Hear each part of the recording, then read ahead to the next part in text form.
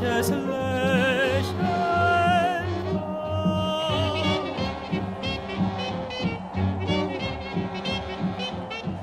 Moderluft erfüllt die Gasse, denn es leben nur Gespenster.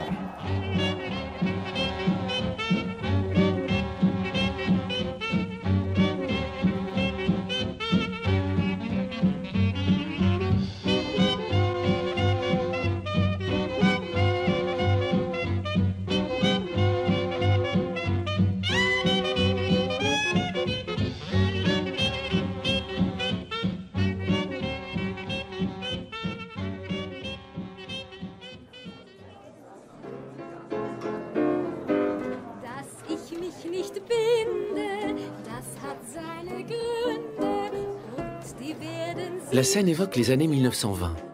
Elle se déroule pourtant au XXIe siècle chez un particulier, non loin de Vienne.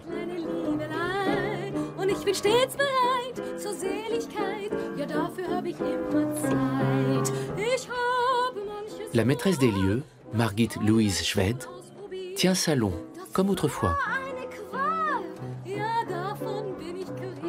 Ces réceptions rendent hommage au style, à la musique et à la culture des années folles. Pourquoi une telle attirance pour cette lointaine époque? Je trouve les années 20 fascinantes. C'est une décennie bouillonnante. D'où cette image de la danse sur le volcan, que l'on associe volontiers à ces années-là.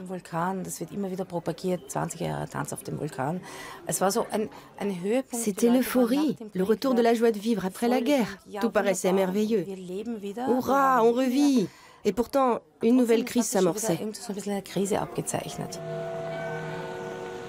Une crise aux multiples visages. Économique tout d'abord. Dans la Vienne de 1920, il faut faire la queue pour acheter à manger. Avec la défaite de 14-18, l'Autriche a perdu son grenier à blé, la Hongrie. Quant à ses anciens ports sur la Méditerranée, ils appartiennent désormais à l'Italie et à la Croatie. Comment continuer à danser dans ces circonstances? La crise est aussi identitaire. La guerre a balayé la grande puissance qu'était l'Autriche-Hongrie. Vienne, ancien centre névralgique d'un vaste empire, n'est plus que la capitale d'un tout petit pays. Les impressionnants édifices impériaux sont devenus de simples décors. Comme le résume une chanson de 1922, Vienne, ville merveilleuse et moribonde.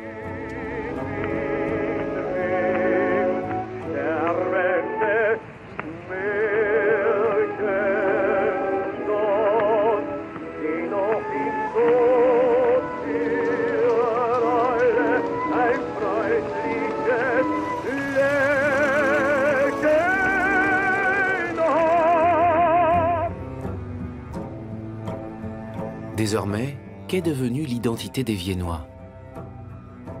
C'est la question fondamentale que se pose Karl Kraus, le redoutable pamphlétaire de son époque. Avec Les Derniers jours de l'humanité, il signe une tragédie en 5 actes et se fait ainsi le porte-parole des pacifistes européens.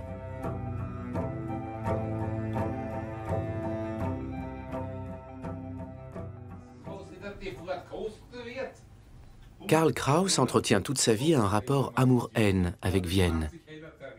Ses textes sont des classiques toujours bienvenus au Salon Louise. Comme La Nuit venue, un recueil d'aphorismes publié en 1924. Le Viennois ne sombre pas. Espoir ou menace, peut-être une façon polie seulement de dire « mauvaise herbe ne crève pas ».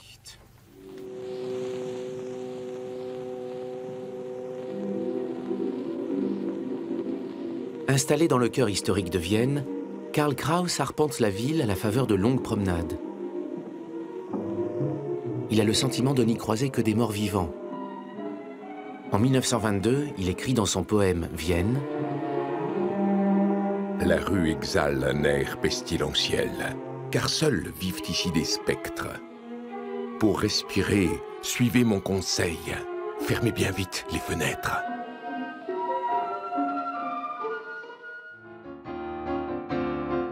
Devant la caméra de Gustav Fucitsky, c'est un tout autre visage de Vienne qui s'offre aux spectateurs. Ces scènes nocturnes, situées dans un café, respirent la joie de vivre.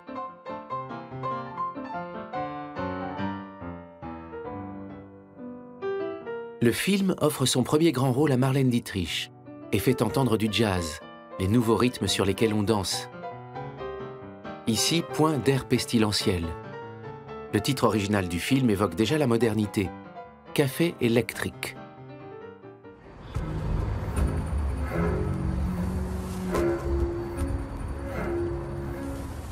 Où se situe la vérité entre une Vienne apocalyptique ou au contraire moderne?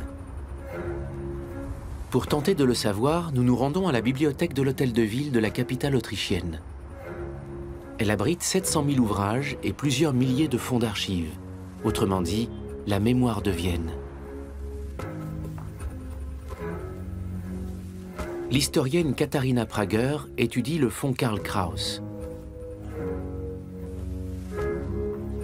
Elle a passé au crible chaque numéro de la revue qu'il a publié pendant 37 ans, Die Fackel, le flambeau.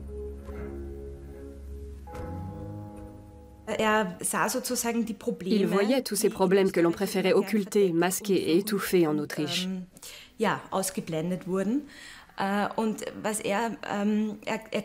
Après la guerre, il a cru à un nouveau départ et à l'avènement de la démocratie.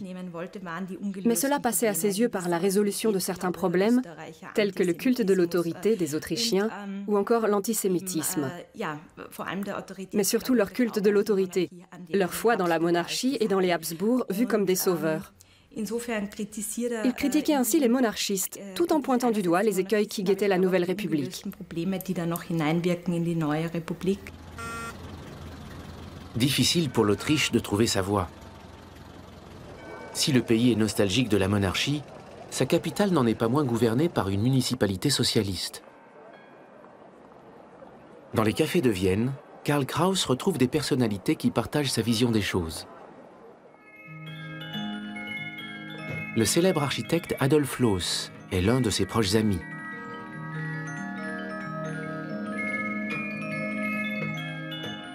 Tout comme le peintre Oskar Kokoschka, qui réalise plusieurs portraits de lui.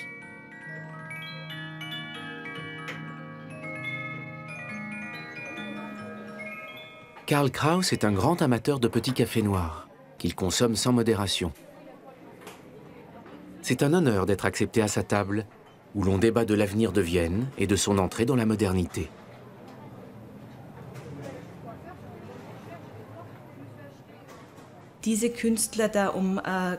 Les artistes du cercle de Kraus, comme Loos et Kokoschka, voulaient peser sur la situation sociale et politique et ont provoqué quelques scandales. Il y a eu par exemple la maison Loos sur la Michaelerplatz, dont la sobriété défie l'architecture baroque et pompeuse des Habsbourg. Mais aussi les visages réalistes et sans phare, peints par Kokoschka, qui ne flattent plus la vanité des donneurs d'ordre bourgeois. Sans oublier la critique de la langue allemande que mène Kraus dans sa revue, où il réunit des artistes et des acteurs de la culture pour leur donner la parole. Tous jugent que Vienne est une ville de mensonges, de faux-semblants, de sentiments refoulés et de dissimulation, et qu'il faut la démasquer. Kraus entend aussi faire savoir que Vienne est peuplée de requins. Alors que les salaires perdent presque toute leur valeur quelques heures seulement après leur versement, les spéculateurs en bourse s'emploient, eux, à s'enrichir de l'inflation. Ils ressemblent furieusement aux banksters de notre époque. Kraus écrit dans Die Fackel: il y a cette monstruosité abyssale d'une catégorie de gens, désormais fort répandue, dont la gloire est d'avoir fait fortune grâce au sang des autres. Mais cela ne suffirait pas à faire de ces personnages triomphants en costumes cintrés des figures de l'horreur, ou à nous rendre l'existence parmi eux semblable à une peine de vie à vie, si leur infamie ne se drapait pas de bonne conscience.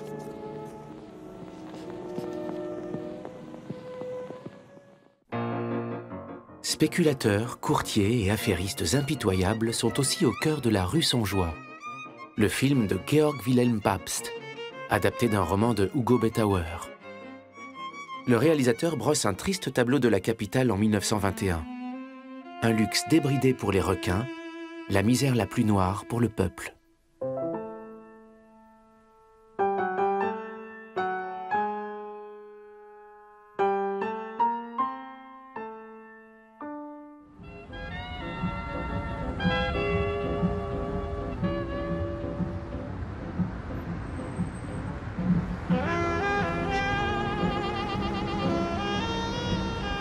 Au musée de la ville de Vienne sont conservés aujourd'hui les travaux des jeunes photographes qui expriment leurs ressentis de l'époque.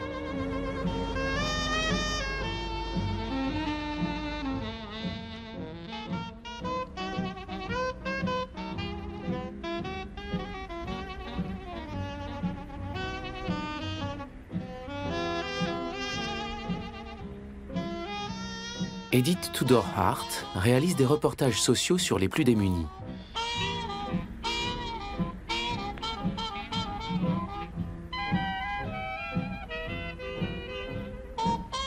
Vienne accueille alors des réfugiés de Galicie, une région temporairement occupée par la Russie, ainsi que d'anciens soldats de l'armée austro-hongroise. Le chômage se double d'une pénurie de logements.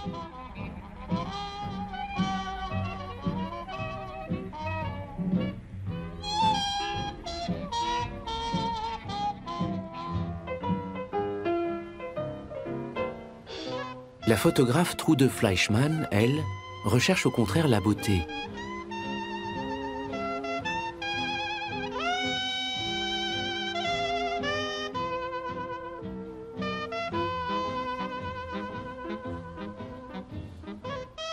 Ces clichés de danseuses nues témoignent d'une quête de nouvelles représentations du corps.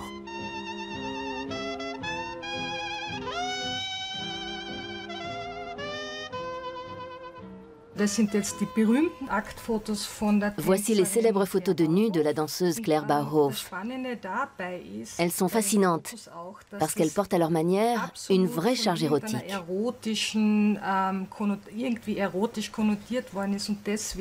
Trude Fleischmann a photographié Claire Bauhof de façon très sobre. On ne voit que son corps huilé. Elle ne porte pas de bague, ni de collier de perles ou de foulard, comme dans la photo de nu érotique classique. Ici, par exemple, la photo est exclusivement concentrée sur la danseuse. Pourtant, ce sont moins des photos de danse que des photos de nu. Plus tard, elles ont fait scandale à Berlin.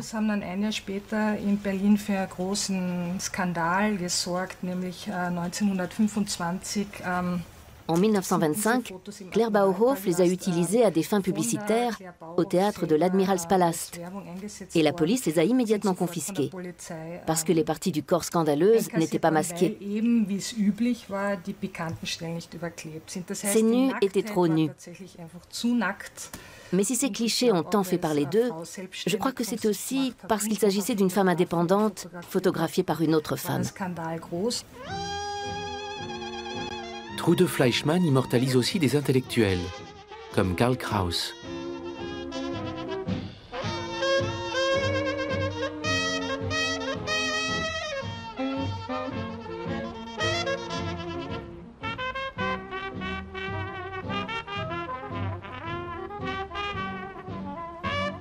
La photographe elle-même paraît plutôt effacée, mais elle possède un sens de la communication très développé.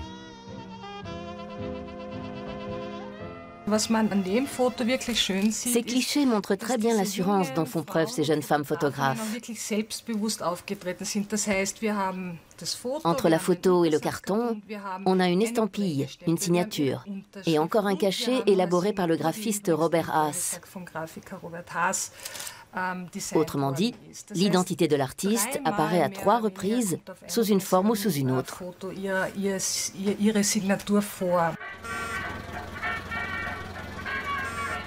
La première course automobile pour dames dans le parc du Prater a lieu en 1923. À Vienne, les femmes passent à la vitesse supérieure et n'hésitent plus à occuper l'espace public. Peut-être sont-elles les grandes gagnantes dans cette société qui se cherche et ne parvient pas à trouver son identité dans le nationalisme. Depuis la fin de la guerre, elles ont le droit de vote, tandis que les hommes se retrouvent en minorité numérique.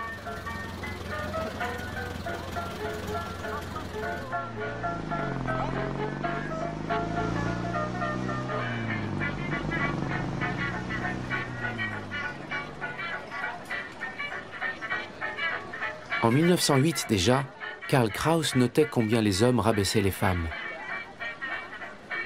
Ils traitent la femme comme une boisson désaltérante. Que les femmes aient soif, voilà ce qu'ils ne veulent pas admettre.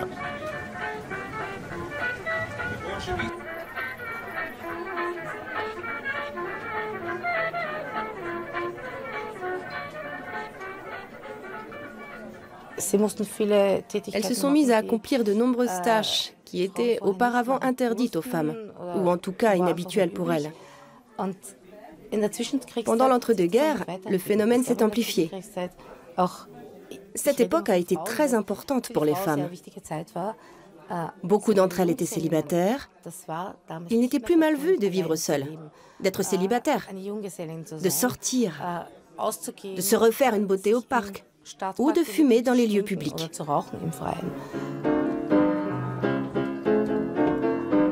Ja, so sind wir Frauen, uns darf niemand trauen.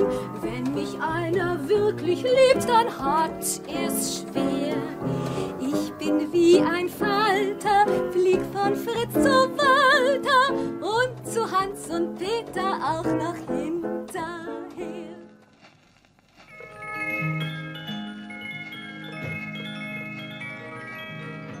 Karl Kraus n'est pas insensible à ces femmes qui ont soif et salue le défi qu'elles incarnent.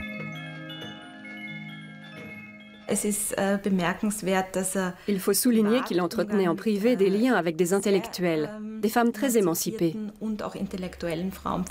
Par exemple, des femmes de lettres, telles que Gina Kaus, Else Lasker-Schüler ou Mechtilde Lichnowsky. Ou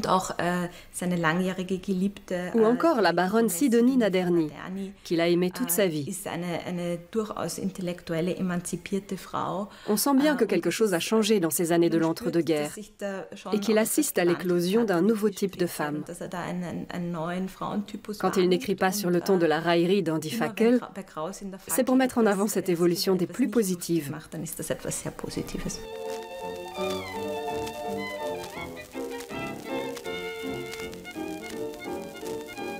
Les couvertures de partitions et les affiches d'époque nous renseignent aussi sur ces femmes d'un genre nouveau.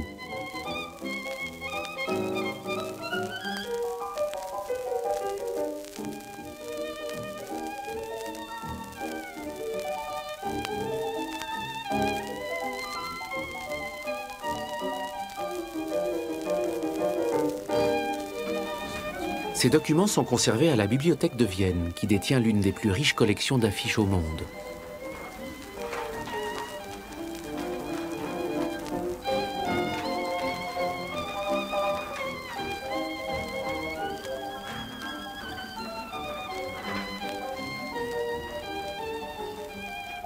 Celle-ci annonce un numéro spécial de l'hebdomadaire Bettauers Wochenschrift. On comprend combien les années 1920 sont source d'avancées pour les femmes. Les femmes revendiquent déjà à cette époque l'instauration d'un délai légal pour avoir le droit d'obtenir une interruption volontaire de grossesse. Cela débouche évidemment sur des affrontements idéologiques intenses entre les partis politiques et avec l'Église. Des tensions qui se teintent de politique pendant toute la décennie. Les sociodémocrates sont alors aux affaires à Vienne.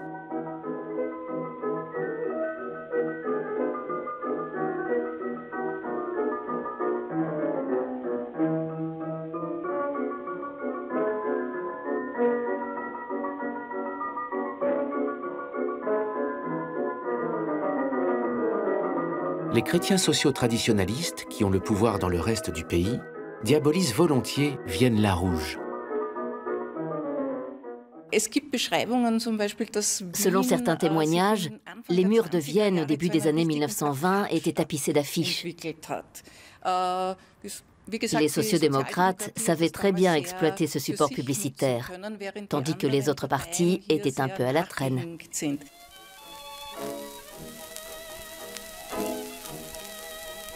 En 2009, une exposition du musée de la ville de Vienne intitulée « Combat pour la ville » retrace ces années.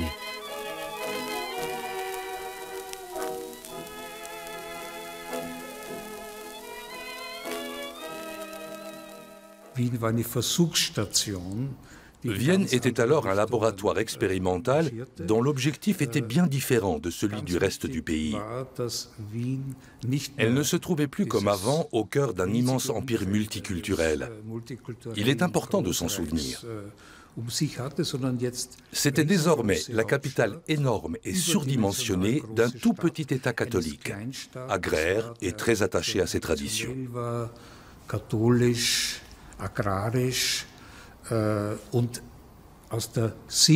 Vu de cette Autriche alpine, Vienne était aux mains des Juifs et des bolcheviks.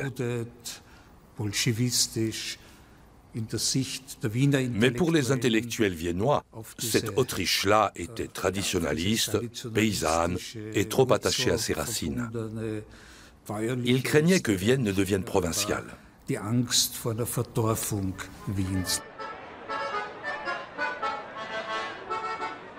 De fait, il y a de quoi s'interroger sur l'avenir de cette métropole avide de modernité au milieu d'un pays qui l'est beaucoup moins, voire pas du tout.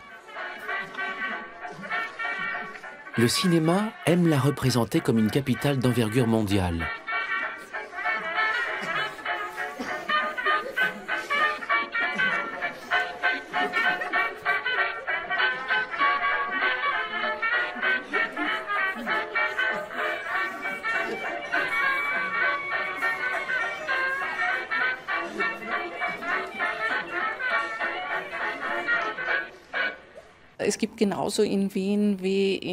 À Vienne, tout comme à Berlin ou à Paris, on retrouve des bars et des dancings.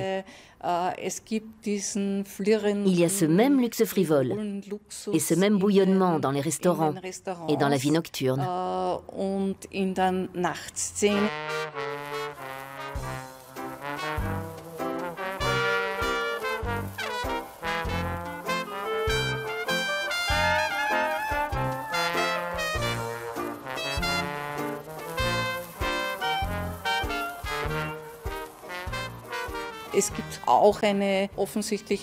Il existe aussi un milieu consommateur de stupéfiants qui semble se livrer à tous les excès, comme en témoignent les affiches ou les publicités dans la presse. Mais cette pratique est réservée à la société bourgeoise. De nombreuses affiches de films évoquent des intrigues qui tournent autour des drogues. Et d'ailleurs, on y voit souvent les mots opium ou cocaïne. Dans ce contexte, on pense forcément aux expérimentations bien connues menées par Sigmund Freud sur lui-même.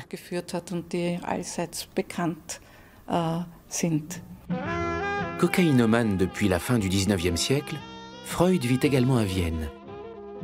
Dans les années 1920, c'est la ville d'Europe qui concentre le plus grand nombre de médecins, psychologues et psychothérapeutes.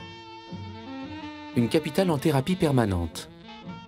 Karl Kraus épingle d'ailleurs ses excès. Une des maladies les plus répandues est aujourd'hui le diagnostic. Un psychiatre est un homme qui n'a pas besoin de se faire du souci tant que les autres s'en font. Mais à côté des inquiétudes, de nouvelles énergies émergent. Le rythme s'accélère, la circulation explose. La musique s'en inspire et fait peau neuve. C'est ainsi qu'Arnold Schoenberg invente le dodécaphonisme.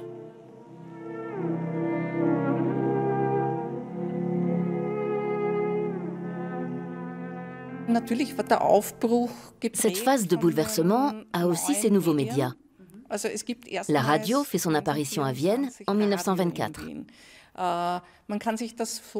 La première émission est diffusée le 1er octobre de cette année-là. Et il faut bien se rendre compte que dès le départ, 100 000 personnes y sont abonnées. Début 1930, leur nombre atteint 400 000. La radio acquiert une influence considérable et diffuse bien sûr, entre autres, des tubes et de la musique de variété.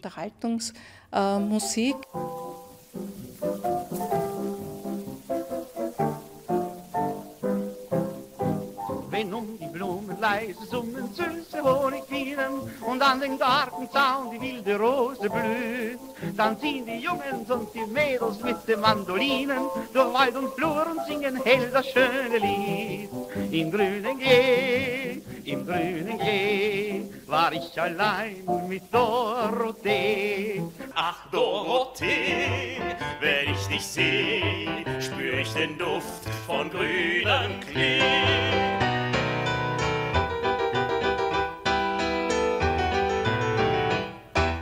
Da sprach zum Scheich der Emir: Freundel, da gehen wir drauf antwortet der Scheich. Aber gleich, na sicher.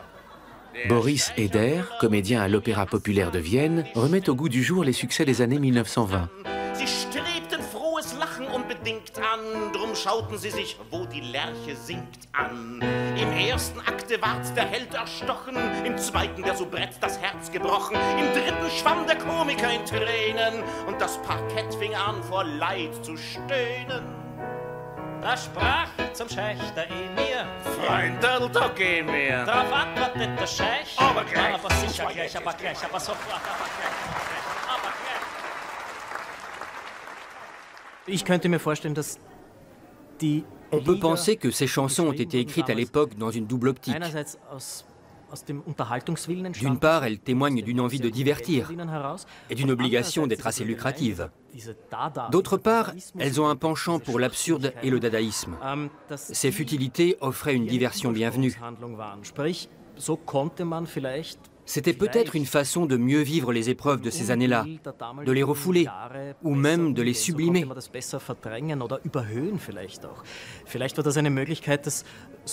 En tirant tout vers l'absurde, on permettait au public de venir se vider la tête dans les bars et les dancings.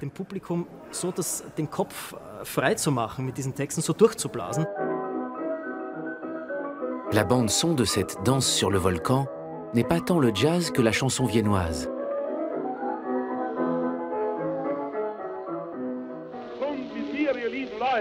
Et en voici la star, Hermann Leopoldi, et ses textes subtilement politisés. Wien tanzt, freut sich und lacht, denn wir waren brav, dass zum Lohne man die Krone schone. Wir haben, so wie die Schweiz, auch im Wappen ein Kreuz. Sieht man sich das Kreuz gut an, ist oft ein Hakel dran.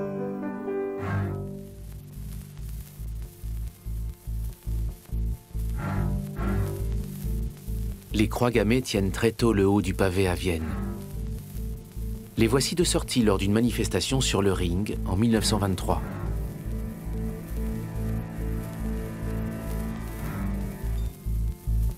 Les sociodémocrates réagissent fermement face à ces spectres antisémites que Karl Kraus déteste.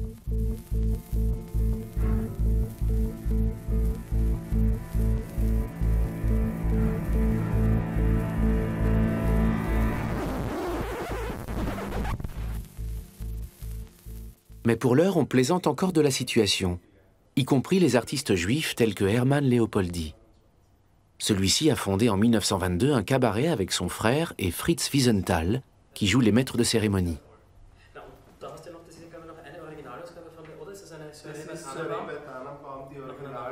Ronald Leopoldi, le plus jeune fils de Hermann, avait 4 ans à la mort de son père. Il a conservé son dernier piano.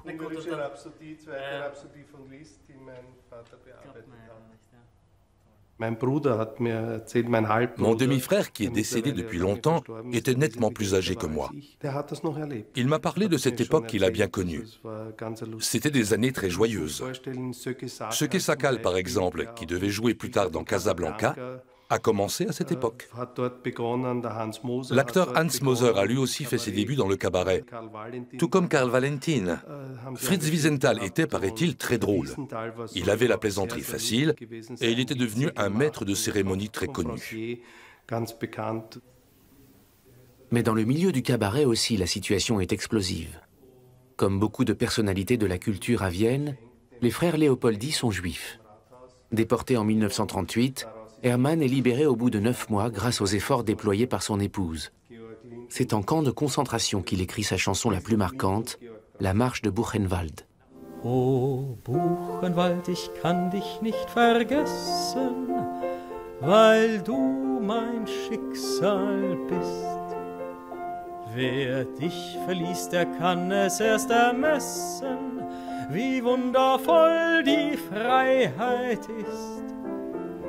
O Buchenwald, wir jammern nicht und klagen, und was auch unsere Zukunft sei, wir wollen trotzdem Ja zum Leben sagen, denn einmal kommt der Tag, da sind wir frei. Wir wollen Ja zum Leben sagen, denn einmal kommt der Tag, da sind wir frei. Le cataclysme à venir s'annonce déjà. Beaucoup d'acteurs importants de la vie intellectuelle et culturelle ont des origines juives. C'est le cas de Karl Kraus, de Sigmund Freud, d'Arnold Schoenberg et des photographes Trude Fleischmann et Edith Tudor-Hart, ou encore de Hugo Bettauer, que Leopoldi évoque dans l'une de ses chansons. O Hakenkreuz, wie wild sind deine Blätter. O Hakenkreuz, O Hakenkreuz, was machst du für Gezeter? Du weißt von Hugo Bettauer, was Österreich ohne Juden wär. O Hakenkreuz, wie wild sind deine Blätter. Une Autriche privée de sa population juive. C'est l'hypothèse littéraire que convoque Hugo Bettauer dans son roman à succès La ville sans juifs. Une adaptation cinématographique sort en 1924. Le film s'ouvre sur une manifestation de chômeurs en colère, mise en scène comme une séquence de documentaire. Le chancelier, un antisémite fanatique, attribue les problèmes du moment aux Juifs, qui exercent à son goût une trop grande influence. Il promulgue une loi qui les oblige tous à émigrer avant la fin de l'année. La satire est construite autour d'une question: que se passerait-il si la population juive devait quitter Vienne? Réponse: la ville se retrouverait aux mains de l'Autriche alpine. Les cafés seraient remplacés par des débits de bière, la mode parisienne par celle du Tyrol. Quelques années plus tard, cette sombre prophétie se réalisera dans des proportions qui dépasseront, et de très loin, la fiction. Ce qui semble inconcevable dans les années 1920 est déjà sans doute dans l'air du temps.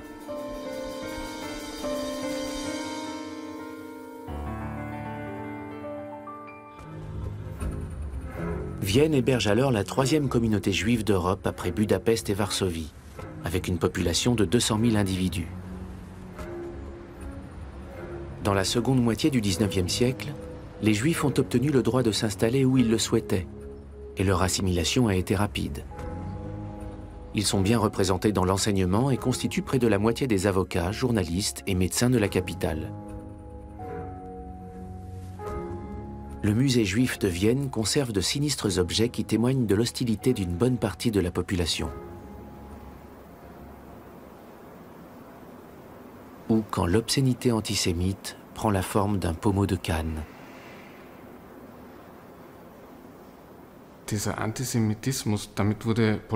Cet antisémitisme nourrit la politique. Le maire Karl Lueger, qui était déjà en fonction à la toute fin du XIXe siècle, instrumentalisait l'antisémitisme pour mener ses campagnes. Il misait évidemment sur la jalousie que suscitait l'émancipation des Juifs, qui s'était hissée dans la société bourgeoise. Après la Première Guerre mondiale, le flot de réfugiés juifs qui affluent de Galicie aggrave encore les tensions.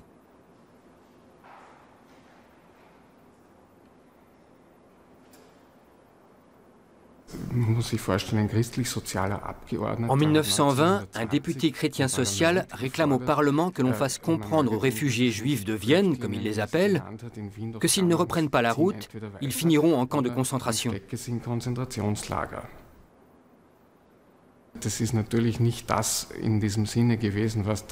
La formule n'a pas le même sens que plus tard, dans les années 1930 ou 1940, mais elle est tout à fait prémonitoire.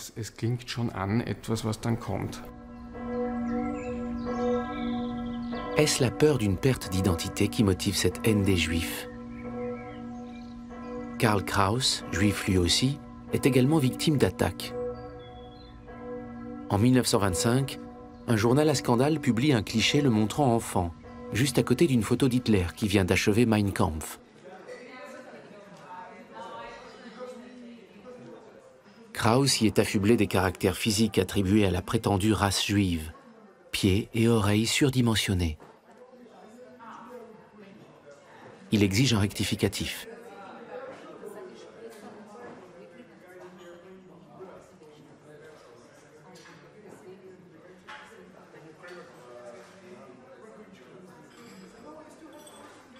Paradoxalement, tandis que la presse se montre ouvertement antisémite, la culture juive s'épanouit.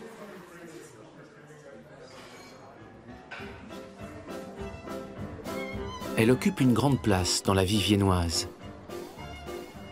La longue artère qui conduit au Prater compte à elle seule 50 théâtres yiddish.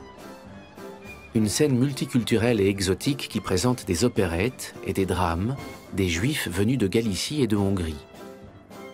Il n'en reste aujourd'hui que des photos.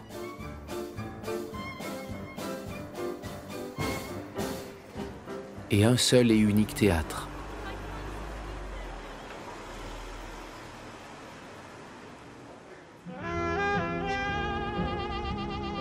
De nombreux juifs contribuent tout aussi activement à la construction de la jeune République et s'engagent dans la social-démocratie. Ils rendent possible le grand acquis de la Vienne de l'entre-deux-guerres, d'immenses palais érigés non plus pour l'empereur, mais pour le prolétariat. Voici l'un des plus imposants îlots urbains de Vienne-la-Rouge. Le Karl-Marx-Hof, surnommé le Versailles des ouvriers, et bâti en 1926.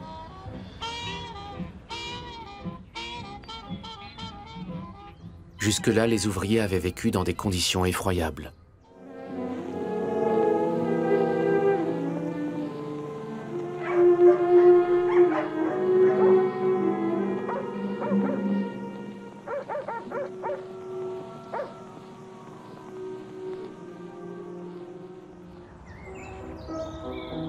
La municipalité fait construire quelques 60 000 appartements communaux répartis dans 382 immeubles, qui sont autant de monuments à la mémoire de la culture socialiste. À l'époque, un projet aussi pharaonique est inédit en Europe. Le Roymannhof date également de 1926.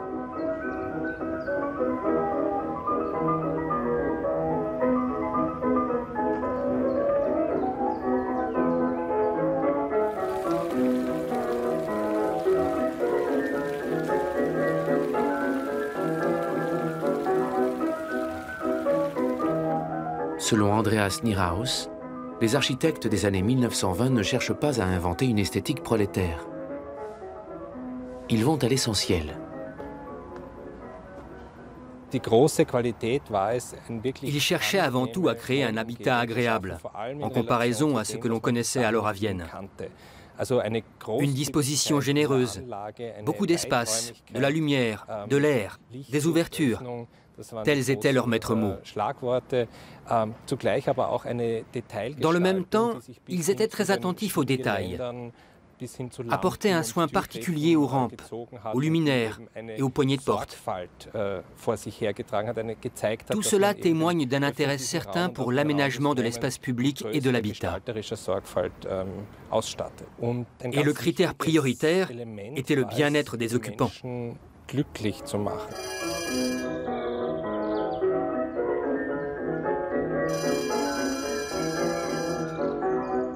La culture doit elle aussi œuvrer au bonheur du prolétariat. Karl Kraus donne des conférences à destination des travailleurs. Il lit des extraits des derniers jours de l'humanité, mais aussi des textes de Frank Wedekind et de Gerhard Hauptmann. Il est issu d'une famille bourgeoise et a foi dans l'humanisme et l'esprit des Lumières.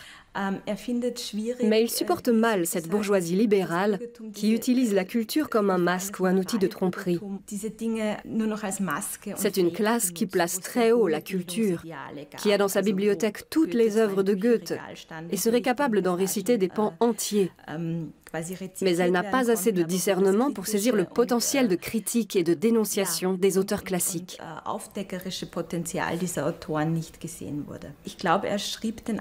Je crois qu'il jugeait que les ouvriers avaient plus de chances que les bourgeois de s'intéresser à ces thèmes et d'apprendre à devenir des lecteurs critiques. Les vieilles élites bourgeoises sont mises à contribution par les sociodémocrates. Ceux-ci instaurent une nouvelle taxe sur le luxe qui porte sur les places de théâtre et d'opéra. L'objectif est d'alléger la misère des masses frappées de plein fouet par la crise, tandis que les classes aisées mènent une vie oisive et décadente à l'occasion.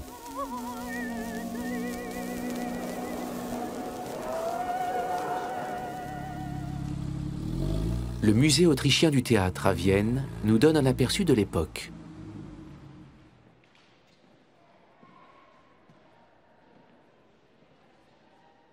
En 1924, Richard Strauss remporte un franc succès avec son ballet Crème fouettée. Il raconte l'histoire d'un petit garçon qui abuse des bonnes choses dans une pâtisserie et se retrouve cerné dans ses cauchemars par des confiseries dansantes.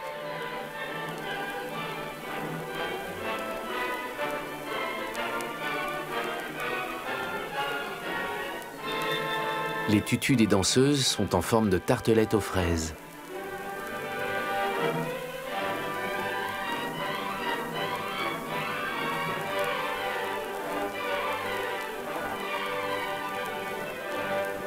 Et elle porte des croissants en guise de cache-colle. Crème fouettée engloutit des sommes faramineuses. Vienne n'est pas vraiment l'endroit pour accueillir toute cette profusion. Richard Strauss note: Je ne peux pas supporter le tragique de notre époque. Je veux donner de la joie. J'en ai besoin. Et il n'est pas le seul. Les magazines d'art de vivre se multiplient, comme l'hebdomadaire Die Bühne, la scène. Entre 1924 et 1930, il rend compte de l'actualité du cinéma, de la mode, de la société et des spectacles.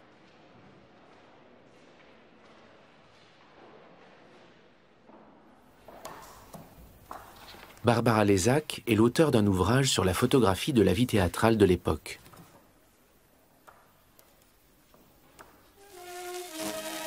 Voici Marlène Dietrich, en haut noir. Elle joue en 1927 dans la troupe des Wiener Kammerspiele. C'est aussi un Viennois qui réalise en 1924 les premières photos au monde d'une représentation théâtrale.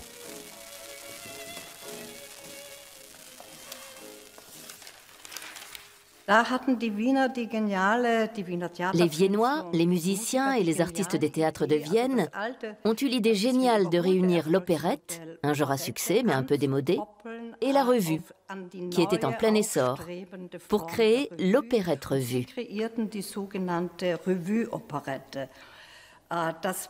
Ce nouveau type de spectacle est largement plébiscité et attire les foules qui ont envie d'échapper à leur quotidien morose.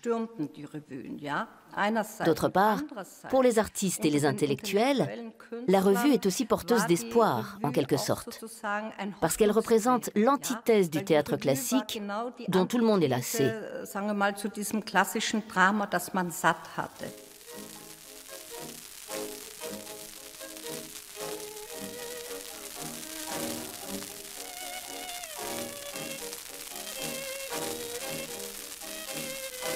L'opérette-revue est un savant mélange de show, de théâtre, de chansons et de danse. Karl Kraus la surnomme le défilé de cuisses.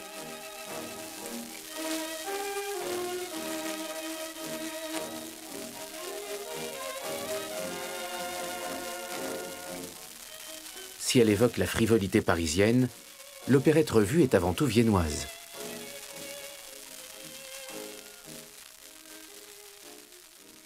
Ces revues ont une façon extraordinaire de relayer l'ensemble des clichés que l'on associe à Vienne. Pour la première fois, un même spectacle concentre toute la nostalgie attachée à la ville.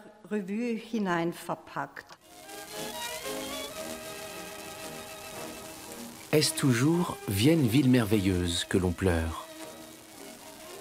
Le Bureau pour l'art du Parti social-démocrate cherche la parade et organise en 1925 un festival international de musique et de théâtre.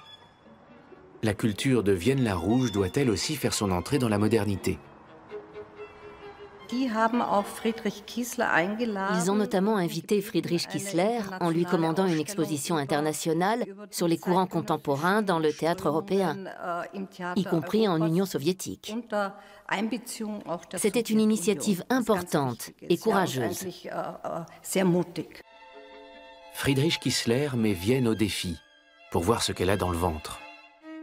Cet architecte et scénographe juif, venu de la Bucovine, réalise pour l'exposition une scène spatiale, en spirale.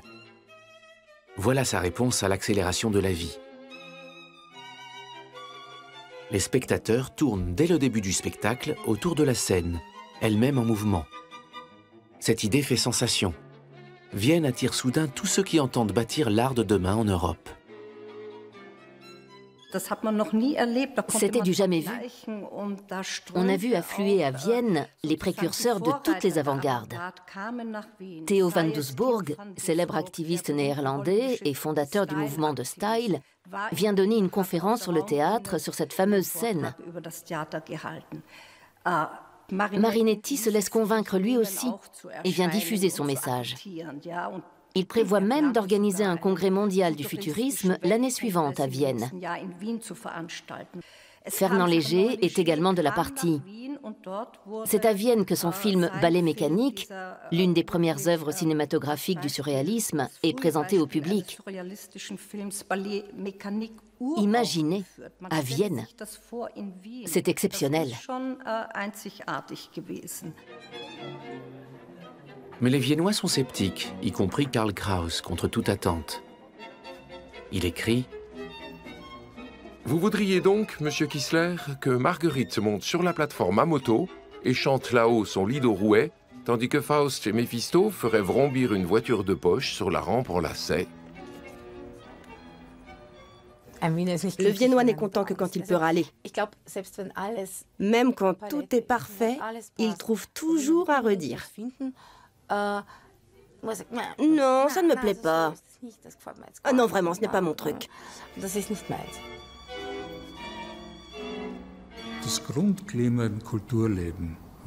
Le climat général dans la sphère culturelle était conservateur et en fait peu ouvert à la nouveauté.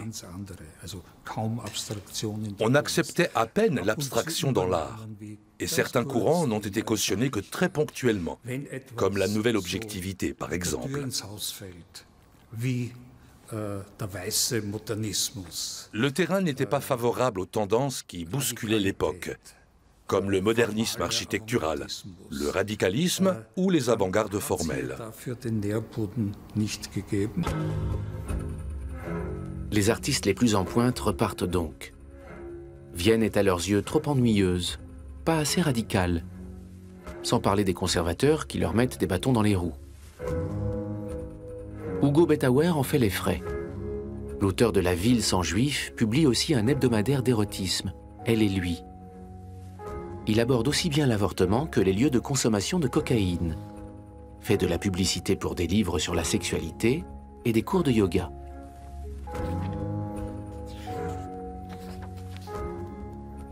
Dans son magazine, les femmes sont des modèles de réussite, sportives, fortes et progressistes.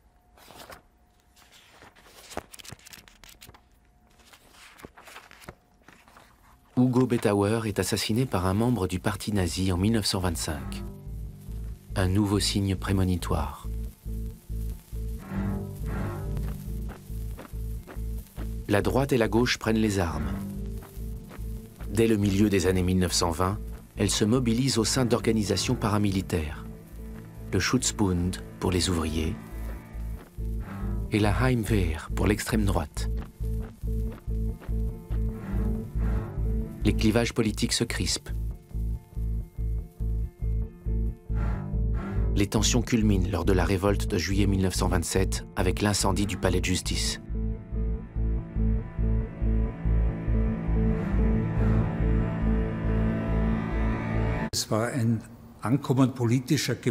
Une violence politique de cette envergure était inédite à Vienne. L'incendie du palais de justice ne peut se comprendre que si l'on prend en compte le climat d'indignation qui régnait. Des miliciens fascistes avaient tué des sociodémocrates dans un village et avaient été acquittés. C'était une réaction d'indignation immédiate.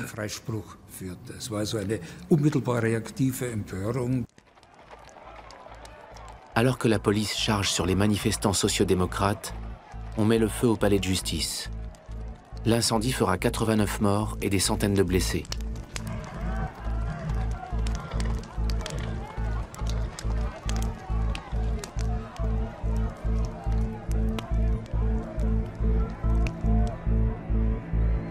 Les membres de l'extrême droite interviennent de plus en plus dans la vie culturelle viennoise et attisent le feu de la protestation. Notre opéra national est victime d'une contamination judéo-nègre, affirme-t-il lorsque l'établissement donne Johnny mène la danse, un opéra jazz dont le personnage principal est un musicien noir.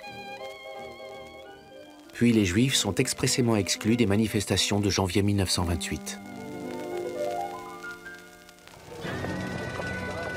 En 1929, la crise économique affecte encore un peu plus le moral de la population.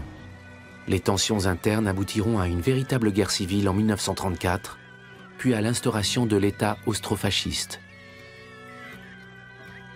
Quant à Karl Kraus, il prépare son départ dès 1933 en demandant un visa pour les États-Unis.